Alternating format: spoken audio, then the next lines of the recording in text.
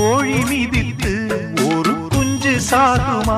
அன்று பாடம் படித்தேன், அது பழைய பழமொழி. குஞ்சு மிதித்து இந்த கோழி நொந்ததே, இதை நெஞ்சில் நிறுத்து, இது புதிய பழமொழி. ஆண் பிள்ளையோ சாகும் வரை, பெண் பிள்ளையோ போகும் வரை, வீரண்டும் காயும் வரை, அழுது விட்டேன் நானவரை. ஒரு பெண் புறா கண்ணீரில் தள்ளாட என்னுள்